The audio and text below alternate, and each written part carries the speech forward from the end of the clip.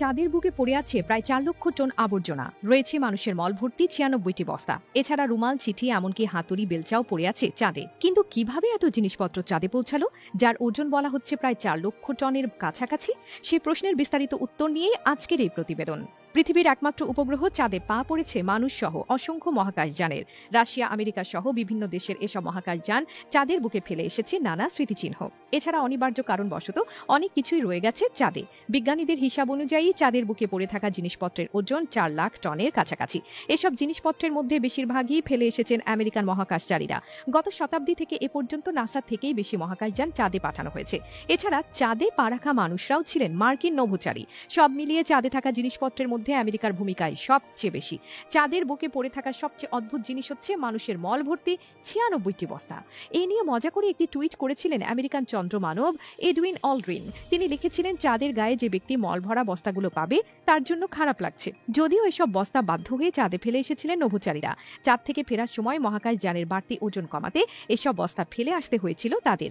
চাঁদের বুকে এখনো গাঁথা রয়েছে আমেরিকার পতাকা। ১৯৬৯ সালে নিজ দেশের এই পতাকা রেখে এসেছিলেন নীল আর্মস্ট্রং এবং এডউইন অলড্রিন। এছাড়া চাঁদের বুকে পড়ে আছে একটি বাজ পাখির পালক এবং একটি অ্যালুমিনিয়ামের হাতুড়ি। অ্যাপোলো ১৫ অভিযানের সময় এ দুটো বস্তু ফেলে এসেছিলেন মহাকাশচারী ডেভিড স্কট। মূলত পরীক্ষার উদ্দেশ্যে দুটি বস্তু নির্দিষ্ট উচ্চতা থেকে একসাথে ফেলেছিলেন তিনি। মহাকাশের শূন্যতায় দুটি বস্তুই প্রায় একসাথে চাঁদের মাটি স্পর্শ করেছিল। চাঁদের বুকে পড়ে থাকা সকল জিনিসপত্রের একটি তালিকা পাওয়া গেছে। এর মধ্যে প্রথমেই রয়েছে ৭০টির বেশি স্পেসক্রাফট এবং আরও অনেক রোভার মডিউল। চাঁদের ৪ লাখ টন আবর্জনার মধ্যে এগুলোর ওজনই সবচেয়ে বেশি। বাকি আবর্জনার মধ্যে মলভর্তি ৯৬ বস্তার কথা আগেই বলা হয়েছে। এছাড়াও রয়েছে ক্যামেরা, ফিল্ম, ম্যাগাজিন, খাবারের প্যাকেট, হাতুড়ি, চিমটি এবং বেলচা। চাঁদের বুকে ২টি গল্ফ বলও আছে। অ্যাপোলো ১৪ অভিযানের সময় চাঁদে গিয়েছিলেন পেশাদার গল্ফ খেলোয়াড় অ্যালান শেপার্ড। প্রথম মানুষ হিসেবে চাঁদের বুকে গল্ফ খেলেছিলেন তিনি।